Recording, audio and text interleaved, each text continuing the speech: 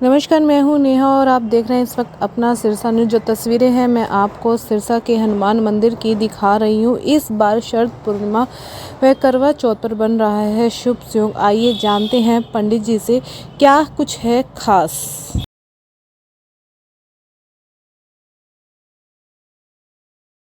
पूर्णिमा मनाई जा रही है तो ये कंफ्यूजन दूर करें।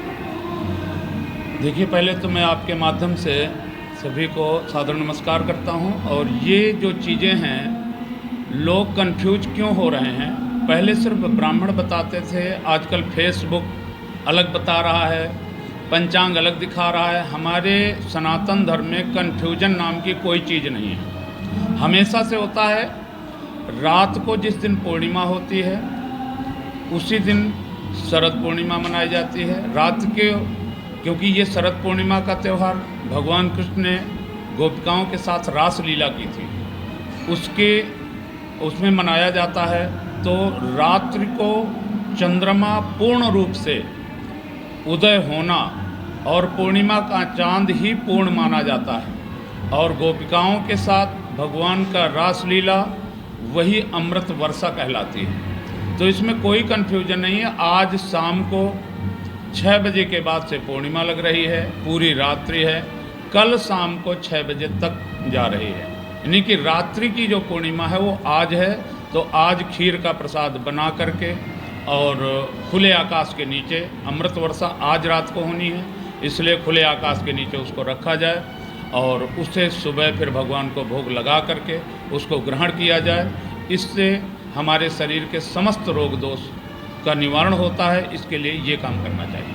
जैसे कि आपने खीर का जिक्र किया और जिसमें चांद की रोशनी का बहुत महत्व होता है, तो चांद की रोशनी का इतना महत्व क्यों है? बहुत अच्छी बात है।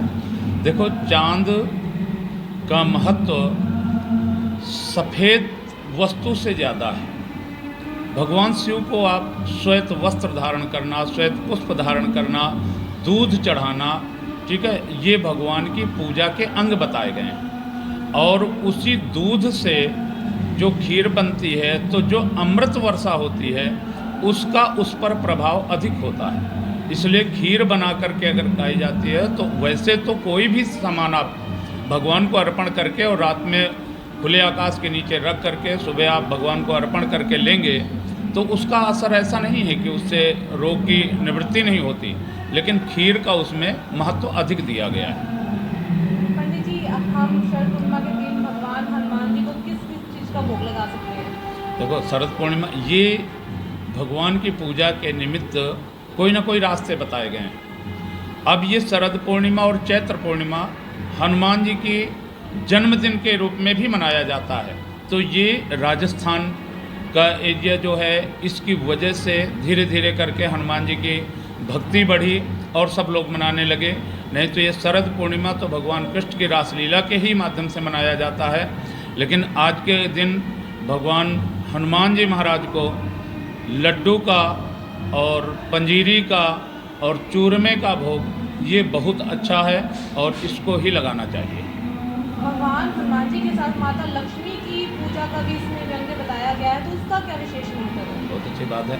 कार्तिक के महीने में, कार्तिक के महीने की शुरुआत, आज पूर्णिमा से कार्तिक माह की शुरुआत हो जाती है और कार्तिक के महीने में माँ लक्ष्मी की सबसे ज़्यादा पूजा होती है। उसी में देखिए, दीपावली का दिन आ जाता है, धनतेरस भी आ जाती है, कानी दिवाली आ गई। तो ये सब चीज़ें हैं, इसलिए कार्तिक का महीना माँ लक्ष्मी का विशेष पर्व मनाया जाता है कार्तिक के महीने में। इसीलिए लक्ष्मी जी की पूजा का अधिक महत्व है। इसी के साथ पंडित जी, करवा चौथ भी आ रहा है, महिलाओं को कोई शुभ संयोग बन रहा है या करवा चौथ के लिए? हाँ, करवा चौथ को इस बार सभी महिलाओं के लिए, जैसा हर बार के अनुसार अपने पति की दीर्घायु कामना के लिए करवा चौथ का व्रत रखा जाता है, लेकिन इस बार चीनी और चावल का दान करना अधिक महत्वदायक है। इसलिए चीनी और चावल का दान जरूर करें और इससे और प्रसन्नता होगी, भगवान की और प्रसन्नता होगी और ये पूजा और उनकी अति श्रेष्ठ हो जाएगी। करवा चौथ की पूजा के लिए क्या समय होने वाला है? करवा चौथ की पूजा में देखो, ये हर जगह का अपना अपना सिस्टम है। कि कहीं किसी ढंग से, लेकिन इसमें भगवान के लिए दीपक जला करके और अर्घ चंद्रमा को दे करके और अपने पति की दीर्घायु कामना के लिए पति का पूजन करके और फिर जल ग्रहण करें। तो इसमें भगवान शिव की पूजा का ही महत्व है।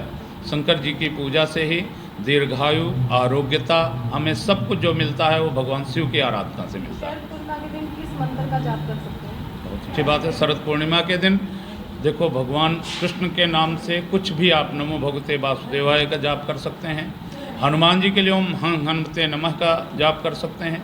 माँ लक्ष्मी जी के लिए श्री सूक्त का पाठ करें।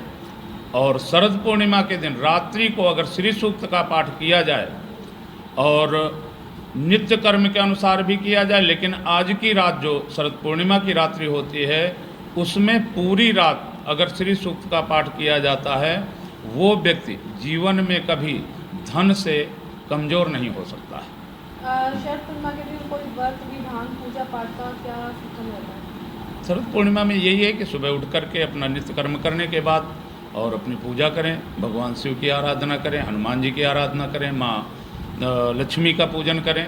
तो वो जैसे जिसके ढंग से है, भगवान का नाम लेना है, किसी भी ढंग से करिए आप।